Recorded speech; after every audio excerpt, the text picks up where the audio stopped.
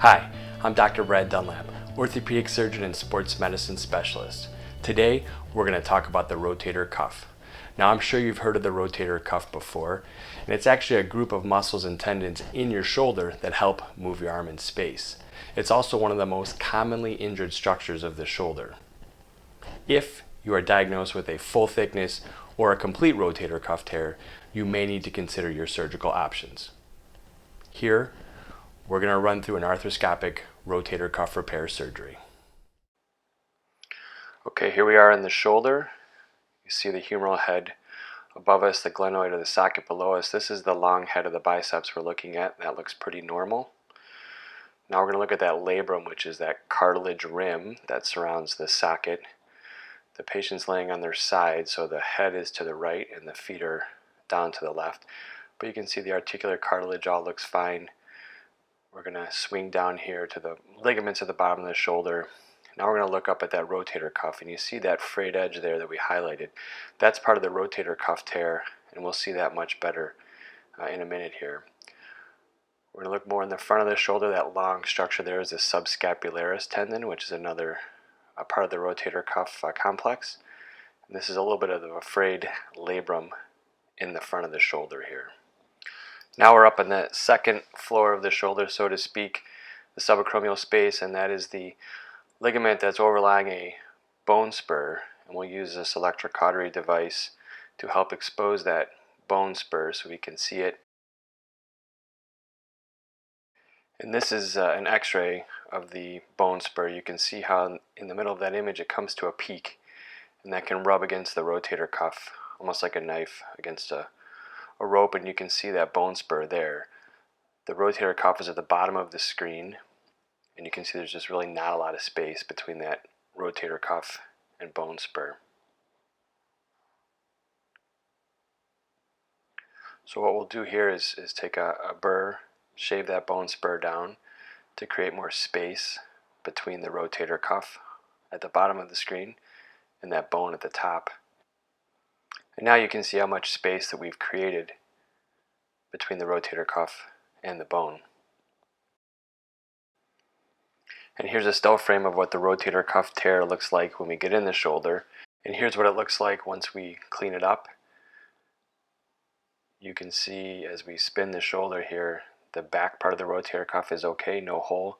The front part is fine as well. But here we have this obvious hole in the rotator cuff. And here's our plan how to fix it. We're going to put this anchor right in the middle of the bone and then pass 3 sutures spread out evenly to close that gap down. And so here's what we're going to do. We're going to use our punch to create a hole in the middle of the bone where we want to bring our rotator cuff down to. And that creates our pilot hole. And we'll next introduce our bioabsorbable anchor. And you can see we'll put that down, fits nicely right into our opening here. And you'll see once we pull the driver back that there's 3 sutures coming out of this anchor. The white, the blue, and the striped, and we'll use those for our repair. So this shows a needle that we're going to use in the back to pass a stitch through that good rotator cuff tissue in the posterior part of the tear. We'll pass this loop through, grab it out that front cannula, which is essentially a tunnel into the shoulder that lets our instruments get in and out, and we'll pass that white stitch, shuttle it back through, and that's our first stitch for the repair. There are different techniques to do this, but in this technique we're going to grab the corresponding white suture out the back as well.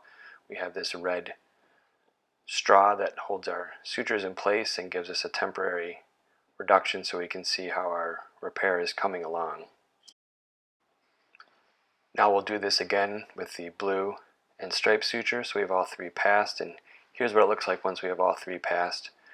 Then we'll go ahead and tie our knots down. We use this arthroscopic knot tire to tie down the sutures and secure the repair. You can see we do it in the front with the stripe, in the middle here with the blue suture as well. And here's what it looks like once we're done. You can see all 3 sutures are passed. As we move the arm, the rotator cuff moves as a unit and the hole is gone. So we started with that and we ended up with a nice repair. Post-operatively, typically patients are in a sling for about 4 weeks, and they can and should get out of the sling to move their elbow, wrist, and hand so they don't get stiff. Physical therapy usually starts a few weeks after surgery and will last for a few months to regain motion and strength back, and full return to all activities is closer to about 6 months.